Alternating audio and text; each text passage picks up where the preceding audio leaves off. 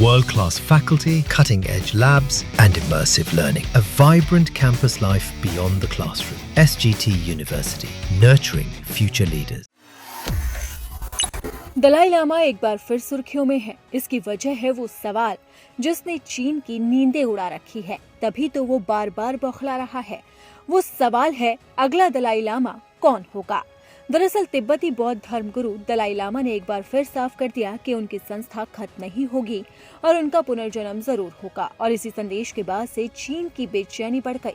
उसने दलाई लामा के साथ साथ भारत को भी चेतावनी दे डाली। इधर चीन ने भारत को आंख दिखाई, उधर शी जिनपिंग पर तिब्बती बुरी तरह से भड़क उठे हैं और तिब्बत के निर्वासित सरकार के प्रमुख ने जमकर खरी खोटी सुना डाली। तो तिब्बत के चीफ ने क्या कहा, शी जिनपिंग को कैसे सुनाया, भारत को चीन ने क्या चेतावनी दी और आखिरकार ये दलाई लामा विवाद है क्या? ये सभी सवालों के जवाब जानेंगे। लेकिन फटाफट खबरों को देखने के लिए आप अपने फोन में दैनिक जागरण ऐप को इंस्टॉल कीजिए। यहाँ आपको सटीक और सही खबरें मिलेंगी। इसके साथ ही दैनिक जागरण को सब्सक्राइब और लाइक करना न भूलें। दरअसल दलाई लामा विवाद को लेकर जहां चीन और भारत आमने सामने हैं, तो वहीं दूसरी तरफ तिब्बत की निर्वासित सरकार के प्रमुख पेनपा तेसरिंग ने चीन की दखलंदाजी की कड़ी निंदा की। उन्होंने चीन के दखलंदाजी को बिल्कुल बेमतलब बताया और कहा कि पुनर्जन्म एक आध्यात्मिक प्रक्रिया है। ऐसे में चीन कैसे तय कर सकता है कि अगला दलाई लामा कहाँ पैदा होगा? आध्यात्मिक गुरु खुद तय करते हैं कि उन्हें कहाँ पैदा होना है।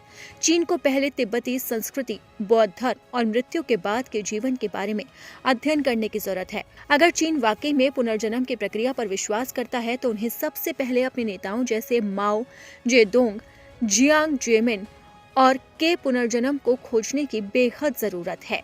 पेनपा ने यह भी साफ किया कि दलाई लामा की 90वीं जयंती पर उत्तराधिकारी की घोषणा नहीं होगी। वो अभी कम से कम 20 साल और जीवित रहेंगे और उचित समय आने पर ही उत्तराधिकारी से जुड़ी जानकारी दी जाएगी।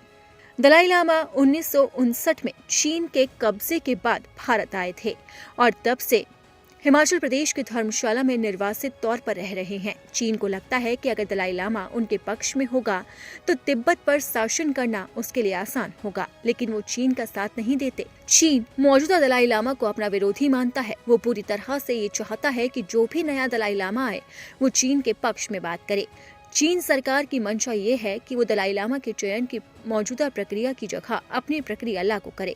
चीन ने साफ किया है कि किसी भी भावी दलाई लामा को उसकी मंजूरी मिलनी चाहिए, लेकिन भारत इससे अलग सोचता है। भारत ने कहा कि वो धर्म और आस्था के मामले में किसी एक पक्ष का समर्थन नहीं करता और न ही इसके बारे में कुछ बोलना चाहता है। इस तरह से भारत ने अपनी आगे की रणनीति को खुला छोड़ रखा है।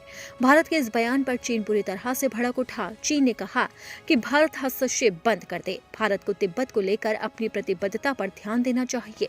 जैसे ही चीन ने भारत को धमकी दी, वैसे ही तिब्बती चीन पर ही भड़क उठे। तो अब देखना होगा कि आखिरकार ये दलाई लामा विवाद कब तक सुलझता है और आखिरकार कौन होगा नया दलाई लामा।